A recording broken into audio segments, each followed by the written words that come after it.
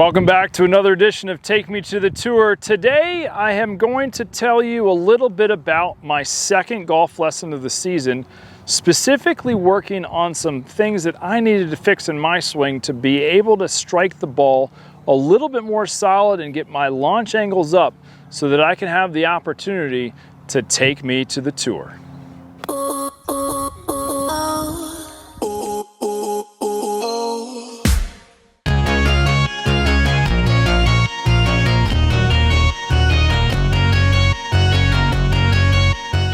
Hey, thanks for watching today's episode. Here at My Pro Golfer, you know we like to keep things simple.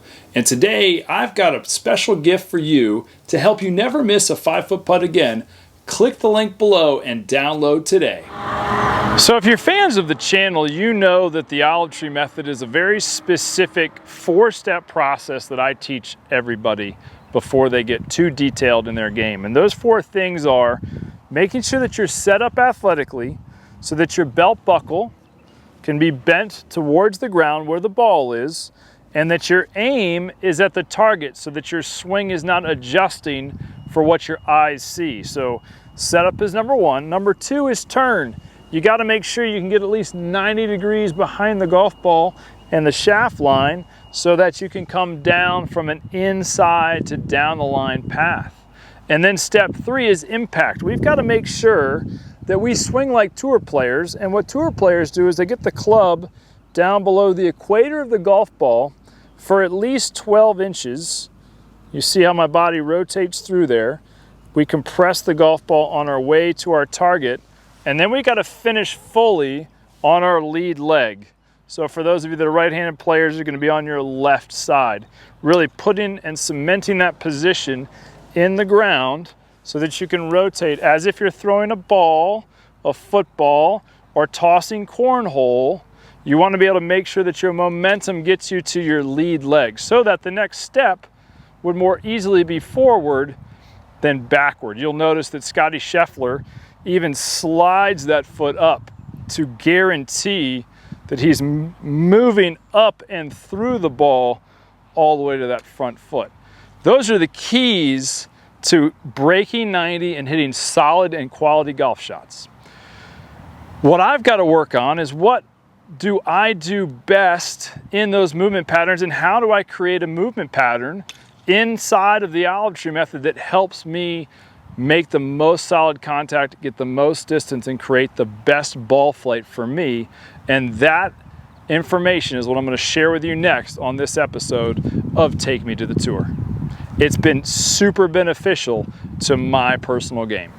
All right, so those of you that know me know I've been a decent player for a while, and I'm working on some things, you know, always to try to get a little bit better. And I would say I've always sort of tried to kind of pattern my swing around Adam Scott. So I've always been trying to get my body to load into that right hip, get my hands out in front of me, and really create that L shape in that right arm so that I can come in to out, sweeping through impact and finishing a really nice relaxed posture. And so it looked something like this. I'd get my chest up, I get my body there, I'd really get that elbow to be under, try to make sure it got close to the body, and then fire through. And I've played decent golf that way. It just kind of looked like this and like that. And what typically would happen is if I wasn't really in my groove, I'd hit a little bit of a hook, kind of slidey and around. And so I knew that I needed some changes in my swing. I don't hit it very far. And so I went in search of a little bit of a help from a fellow professional that's up in the Orlando area. And he really did some cool stuff with me about understanding what my body does best. I was really contributing to some lower back pain by doing that slide move. And so he's talked to me about trying to be more of what he calls a front loader, which means that the body weight moves more onto my left side as I take it back. I still do all the things that the olive tree method would do, except for my arms and my feet move differently. So my elbow is going to go up. I'm trying to create a lot of space in between my elbow because that's the way my body's built better. And I'm actually trying to feel like I'm coming straight down on the golf ball and thrusting my leg up in the air. So let's just see if that looks different to you all on camera. I love your comments, because the more I've watched tour players swing, the more I do see some distinctive differences in how a few of them get the job done. You see Xander Schauffele is really low, slides the body forward and really throws the club through impact. Adam Scott's a very traditional, beautiful swinger of the golf club. And then you've got Scotty Scheffler, who actually does some opposite things in the sense of how you may think about the golf swing. So his arm and elbow get really high in the air and his body weight gets more on that lead foot. He's fully turned behind the golf ball, but then he kind of seems like he's lifting up and throwing the club past impact, and you see him kind of slide and hold. And that was sort of curious that my instructor was trying to get me to do the same thing, but I was like, well, let me just try it. And then now I don't think I can go back. My strike is a little bit better from that position, but it's all based and related to what my body does best. So let's just give a little shot here, and then we'll get to talking a little bit more. So elbow up, body weight pushes down, and I fire up from the ground and release my arms past. And I'm not a perfectionist of this yet, but I'm working slowly but surely. And that shockingly feels so weird to me, but produces a pretty high, nice little cut shot. When I'm teaching my students, I'm always going to want them to have some sort of way to confirm that they're doing things. So the cool part about this particular situation when I'm working on stuff like Take Me to the Tour is that I've always got the camera to go back and check. And so if you've got a friend that you trust that will help you and be honest with your game, that can come out here and be a second set of eyes if you don't have your own golf professional, that's helpful to learn from what you could do. But if you really want to get better quickly, look at hiring a good golf professional that's got a good track record. Don't go to anybody that hasn't proven themselves, that doesn't have at least some people in their student database that has gotten significantly better. If you don't see those kind of results, don't bother with the person that just happens to be the cheapest person at the range. They're just not worth the value.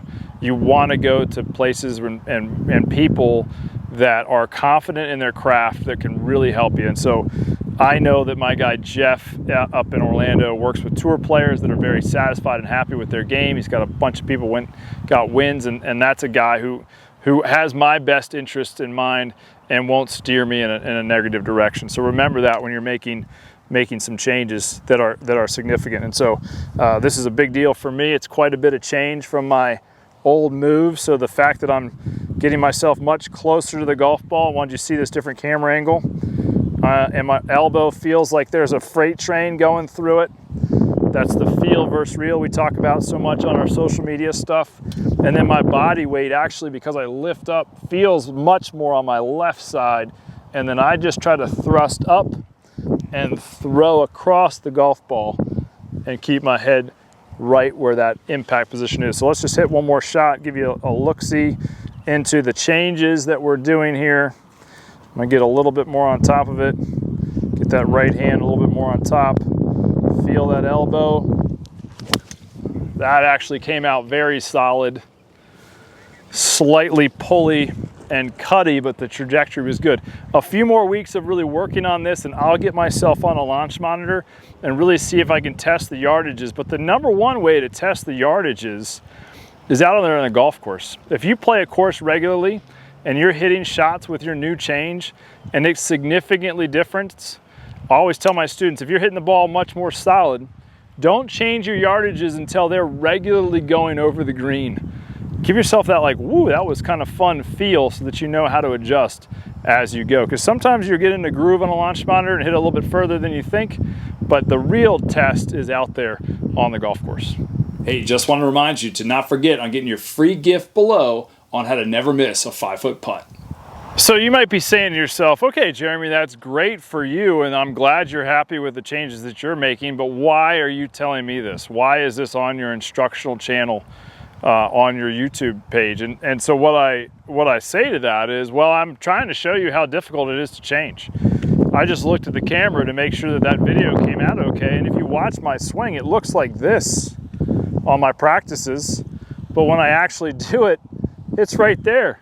So feel versus real is one of the major things that I want you to see how dramatic the feel of it and that change is, and that it's okay to struggle. It's okay to stick with something and really push through it. I've been doing this for a couple months now, and it's been difficult. The biggest key for me is to make sure I've got a club in my hands often, and making sure that I put my hands on there the way Jeff wants me to, so that I can get that feel of creating that width and that push down every day as often as possible. I have a little junior grip training aid in my car that I'll take everywhere. So if I'm watching my daughter's softball, or I've got 20 minutes before church, I'll put my hands on it, look at myself in the reflection of my car, and just keep the feelings going that I'm trying to rehearse, so that when I get out here and I've got 20 minutes at the end of a long lesson day to shoot this video for you guys, that I've done some homework,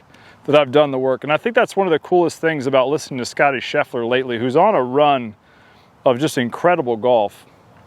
He's leading right now at Hilton Head, which is incredible, as I'm shooting this video for you in the rain. And so he's potentially going to win 4 out of his next 5, depending on the weather and how it goes. And what he's talked about when he won the Masters was, I can't really control the results, but I know that I put the work in the weeks before. And so I'm just going to go out there and I play with freedom, because I know that I've done the work and the results just come. And that's a really good philosophy for all of us to inhibit as we do things like take us to the tour and focus on our own struggles of what we want to accomplish out here on a given day.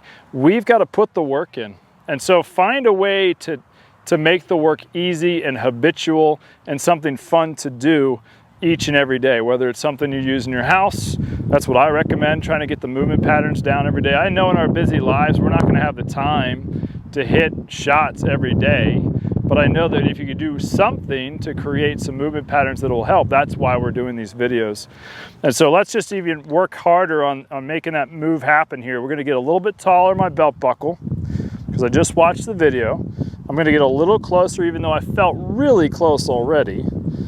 And then I'm going to get that right hand just a little bit more on top, and I'm going to really try to exaggerate that open area on my elbow. So even though it looks ridiculous to you and I in this video, and then this move sounds absolutely counterintuitive to what my golf swing is to do, that's the feeling and the sensation to ideally hit this shot.